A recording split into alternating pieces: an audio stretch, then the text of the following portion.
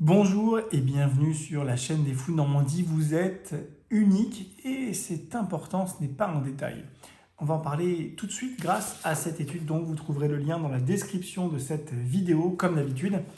Alors, vous êtes unique pour plein de raisons. D'abord parce que vous avez un patrimoine génétique unique, sauf si vous avez un jumeau homozygote. Et encore, votre épigénétique va être influencée par votre environnement, votre histoire de vie, vos rencontres, ce que vous avez mangé, ce que vous avez bu, les médicaments que vous avez pris.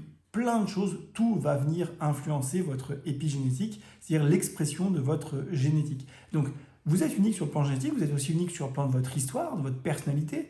En fonction de ce qu'on a vécu dans la vie, on ne va pas réagir de la même manière. En fonction d'un milliard de paramètres, finalement, on va être un individu unique et différent des autres. Et une des choses qui nous intéresse aujourd'hui et qui fait partie de ces choses qui sont très individuelles, eh bien, c'est le cytochrome, les cytochromes, qu'est-ce que ce terme un petit peu barbare de cytochrome? Eh bien, c'est un machin biologique, une enzyme, peu importe le terme technique, qu'il y a dans votre corps. Il y en a un certain nombre de différents et finalement, vous ne les avez pas choisis, vous en avez hérité en fonction de votre patrimoine génétique. Et en fonction des cytochromes, du type de cytochrome que vous avez, il en existe une diversité invraisemblable, et bien finalement, vous allez plus ou moins bien réagir, notamment au traitement médicamenteux et donc aussi au traitement médicamenteux psychiatrique. Vous savez qu'on a une chaîne qui parle de psychiatrie, qui vulgarise la psychiatrie, et bien forcément, ça va avoir un impact sur vous. Alors, de quel type?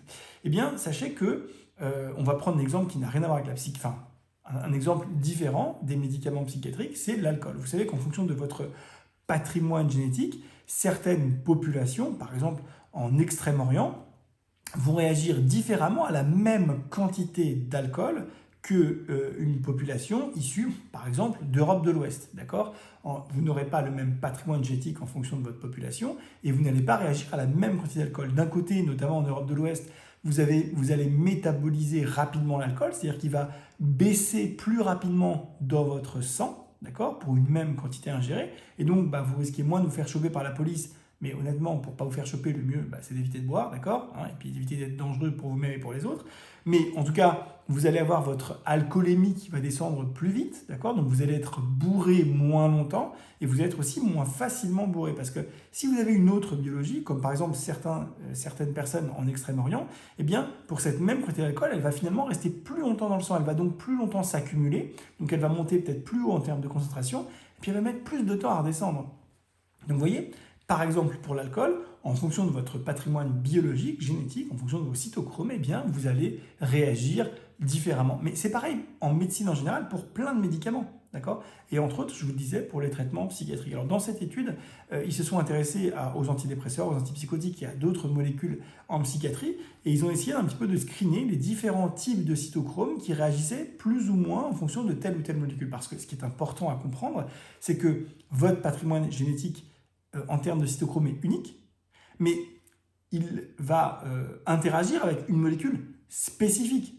Exemple concret, il se peut très bien que tel antidépresseur précis, admettons la fluoxétine, voilà, réagisse, soit, on va dire pour faire simple, bien compatible avec vos cytochromes, mais qu'une molécule de la même famille, vraiment, comme par exemple la sertraline, eh bien, ne soit pas compatible avec vos cytochromes, parce que finalement, chaque molécule va réagir différemment à chaque cytochrome. Or, vous, vous avez un patrimoine qui est unique en termes de cytochrome. Donc, concrètement, ça veut dire quoi? Ça veut dire qu'on ne peut pas, comme ça, faire des généralités en disant, moi, en fonction de mon patrimoine génétique, en fonction de mes cytochromes, je suis bon répondeur ou mauvais répondeur au traitement psychiatrique. Non, non, c'est même pas les traitements psychiatriques, c'est même pas les familles de traitements, c'est pour chaque molécule différente. D'accord? Alors, ça a plusieurs impacts. D'abord, vous n'allez pas forcément bien répondre à tel ou tel médicament en fonction de votre patrimoine génétique, ça c'est une première chose. Et puis deuxièmement, même pour un médicament qui fonctionnerait bien chez vous, eh bien, la dose va être différente en fonction du type de cytochrome que vous avez. Pour certains cytochromes, pour la même molécule, vous aurez besoin d'une dose un peu plus élevée, et pour quelqu'un qui a un autre type de cytochrome pour la même molécule, eh bien, il y aura besoin d'une dose un petit peu plus faible. Donc ça veut dire quoi? Ça veut dire que d'abord, il ne faut pas se décourager quand un traitement ne marche pas chez une personne, parce qu'il y a plein de raisons, d'ailleurs, bien au-delà des cytochromes, pour lesquelles notre génétique va être plus ou moins compatible à un médicament donné. Et ce n'est pas parce qu'un jour, un traitement antidépresseur n'a pas marché pour vous, qu'un autre ne marchera pas un autre jour. Voilà. c'est comme ça, c'est complexe, d'accord? C'est pas, ah bah, une fois un antidépresseur n'a pas marché pour moi, ou une fois un antipsychotique n'a pas fonctionné pour moi, ça veut dire qu'il n'y en a aucun qui va marcher. C'est pas vrai, c'est pas vrai. Voilà. Donc il faut persister, il faut que vous en parliez à votre docteur, il faut que voilà, les choses se fassent, n'abandonnez pas, si vous avez vraiment besoin d'un traitement, ben, il faut le prendre, il faut trouver la molécule qui va vous convenir à vous, et puis il faudra aussi trouver le bon dosage pour vous. Parfois il faut des dosages un peu plus élevés parce qu'on a des métabolismes qui consomment vite le médicament, entre guillemets. Vous voyez? Donc ça, c'est vraiment le premier message. Le premier message, c'est il ne faut pas abandonner. Si vous avez un médicament qui n'a pas fonctionné, peut-être que le prochain fonctionnera. C'est très important. Puis le deuxième message, c'est que on se dirige vers une médecine qui va être de plus en plus individualisée, de plus en plus individuelle, de plus en plus précise. Vous savez, on nous avait vendu les frappes chirurgicales. Alors, je ne sais pas si c'était pour le meilleur ou pour le pire, mais là, ça va être vraiment pour le meilleur. C'est-à-dire qu'on va s'adapter vraiment à la biologie du patient. Alors, en evidence-based medicine, dans le trépied de l'evidence-based medicine, il y a la prise en compte de l'avis du patient. L'avis du patient compte quand il y a une option possible et que le patient préfère cette option, eh bien, il faut respecter l'avis du patient. Mais au-delà de l'avis du patient, maintenant, on va pouvoir même lui donner un conseil, une information plus précise encore en disant, votre biologie particulière fait que ce traitement-là va être plus adapté qu'un autre. Après, évidemment, le patient fera ce qu'il voudra, mais voilà, on va pouvoir donner des informations supplémentaires pour avoir une médecine encore plus précise. Et ça, c'est formidable, n'est-ce pas? Je trouve que c'est formidable, personnellement. Donc, merci à tous ces chercheurs, merci à tous ces médecins de faire ce travail formidable. Autre information, avant de vous quitter, évidemment, abonnez-vous, partagez, likez, mettez la petite cloche, parce que sinon vous ne serez pas notifié de nouvelles vidéos. Mais autre information, je voudrais vous remercier suite à une vidéo que j'ai postée il y a quelques jours, en vous demandant de l'aide en fonction de vos compétences. J'ai eu un nombre de réponses invraisemblable. Et je m'excuse d'ailleurs si je n'ai pas pu répondre bien correctement à tout le monde. J'étais débordé, vraiment débordé par vos propositions. Je vous remercie infiniment. Il est probable que je vous réponde peut-être un peu plus tard ou que je vienne préciser ma réponse peut-être un petit peu plus tard parce que vraiment on a été débordé. Vraiment un grand merci. Vous avez peut-être vu, on a déjà pas mal de personnes qui sont proposées à faire des miniatures. Donc tant mieux. Moi j'aime bien cette diversité. Sachez que y a des gens qui veulent bien mettre leur petit nom en dessous de la miniature et dans ce cas-là avec plaisir. D'autres qui veulent rester anonymes, évidemment avec plaisir aussi. Chacun est libre de faire ce qu'il veut. On a une équipe de modérateurs qui s'est étoffée, qui a explosé. On est passé de 0 à on doit être 7 ou 8 modérateurs maintenant.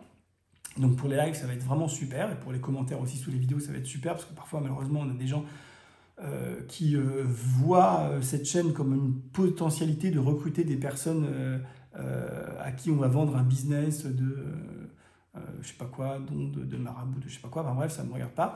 Mais les modérateurs vont maintenant supprimer plus rapidement toutes ces pubs cachées, les vendeurs de cannabis, de machin, de trucs, tous ces gens-là, évidemment, on n'en veut pas sur la chaîne. Donc vraiment, un grand merci à vous toutes et à vous tous, vous avez été formidables. J'espère être à la hauteur, du coup ça met un peu la pression.